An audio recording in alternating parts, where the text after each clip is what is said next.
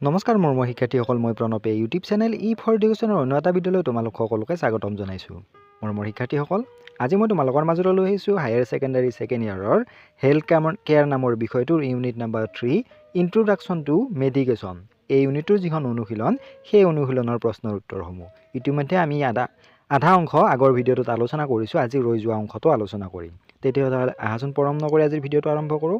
আৰু তাৰ আগতে তোমালোকলৈ এটা অনুৰোধ, এই চেনেলটো যদিহে ছাবস্ক্ৰাইব কৰা নাই তেতিয়াহ'লে ছাবস্ক্ৰাইব কৰি দিবা আৰু কাষতে থকা বেল আইকনটো প্ৰেছ কৰি দিবা, মই দিয়া এনেকুৱা ধৰণৰ শিক্ষামূলক ভিডিঅ'সমূহ নিয়মিতভাৱে পাই থাকিবলৈ। তাৰ উপৰি আগৰ অংশটো যদি চোৱা নাই, মই ডেছক্ৰিপশ্যনত লিংক দিছোঁ, তাত গৈও চাব পাৰিবা।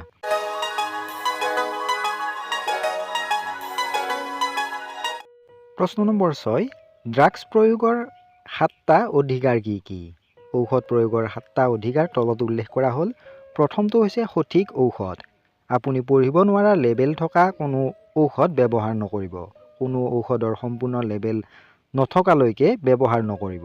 ঔষধৰ ৰেকৰ্ডৰ বিপৰীতে লেবেলটো কমেও 3বাৰ পঢ়ি 2বাৰ পৰীক্ষা কৰক আৰু সহায় কৰাৰ আগতে ব্যক্তিজনক ঔষধৰ নাম জনাওক। যদি ব্যক্তিজনে কয় যে তেওঁলোকে এই ঔষধ নাপাওঁ, তেন্তে ষ্টপ কৰক, সহায় নকৰিব। এই বিষয়ে আপোনাৰ তত্ত্বাৱধায়ক চিকিৎসকক জনাওক। কোনো ৰোগীয়ে যদি ভুল ঔষধ খায় তেন্তে তৎক্ষণাত চিকিৎসকক জনাওক। দ্বিতীয়টো হৈছে সঠিক ৰোগ।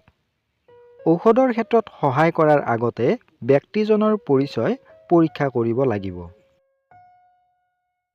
তৃতীয়টো হৈছে সঠিক সময়। সঠিক সময় হ'ল বটল আৰু অৰ্ডাৰত থকা সময়ত 30 মিনিট আগতে আৰু 30 মিনিটৰ পিছত। উদাহৰণস্বৰূপে, কোনো ব্যক্তিয়ে পুৱা 9:30 বজাৰ পৰা 10:30 বজাৰ ভিতৰত যিকোনো সময়তে ঔষধ গ্ৰহণ কৰিব পাৰে, যদিহে ঔষধটো দিনটোত এবাৰ দিব লাগে।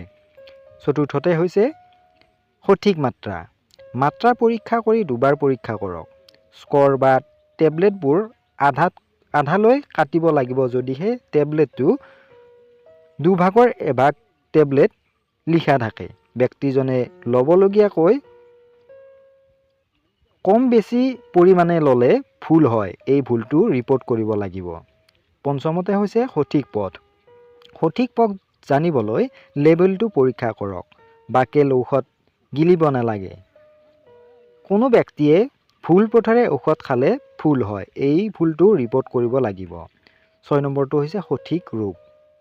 7 নম্বৰ পইণ্টটো হৈছে সঠিক নথিপত্ৰ। সকলো নথিপত্ৰ সম্পূৰ্ণ আৰু সঠিক হ'ব লাগিব। প্ৰশ্ন নম্বৰ 7, ঔষধৰ বিভিন্ন প্ৰকাৰৰ তালিকা প্ৰস্তুত কৰা। ঔষধ প্ৰকাৰবোৰ তলত দিয়া ধৰণৰ। প্ৰথমটো হৈছে টেবলেট, দ্বিতীয়টো হৈছে কেপচুল, তৃতীয়তে হৈছে এলিক্সিৰ, চতুৰ্থতে ছাপজিটৰী, জুনি বা মলদ্বাৰত ব্যৱহাৰ কৰিবৰ কাৰণে। 5 নম্বৰটো হৈছে মৌখিকভাৱে স্থলবন্দী কৰা। নেক্সটটো হৈছে চিৰাপ, টিংচাৰ, মলম, পেষ্ট, ক্ৰীম, চকু, টোপাল বা চকু। নেক্সটটো হৈছে নিলম্বন বা সাৱধান, আৰু শেষৰটো হৈছে মিটাৰযুক্ত ডজলেইন হেলাৰ। প্ৰশ্ন নম্বৰ 8, ভেজডিলেশ্যন কি? ভেজডিলেশ্যন এবিধ ঔষধ যিবোৰ ব্যৱহাৰ উচ্চ ৰক্তচাপ আৰু এনজাইনাৰ কাৰণে কৰা হয়।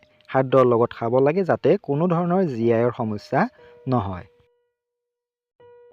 প্ৰশ্ন নম্বৰ 9, ঔষধৰ প্ৰয়োগৰ সময়ত সংক্ৰমণ কেনেকৈ নিয়ন্ত্ৰণ কৰিব পাৰি? উত্তৰটো হ'ব, কোনো ব্যক্তিক তেওঁলোকৰ ঔষধত সহায় কৰাৰ সময়ত তলত দিয়া নিয়মীয়া সংক্ৰমণ নিয়ন্ত্ৰণৰ ব্যৱস্থাসমূহ ল'ব লাগিব। প্ৰথমতে, প্ৰতিজন ৰোগীৰ স্পৰ্শৰ আগতে আৰু পিছত সদায় হাত ধুব লাগে। দ্বিতীয়তে, যেতিয়াই তেজ আৰু শৰীৰৰ অন্যান্য তৰল পদাৰ্থৰ স্পৰ্শ হ'ব পাৰে, লগতে অক্ষয় নোহোৱা ছালখন স্পৰ্শ কৰিলেও গ্লভ পিন্ধিব লাগে।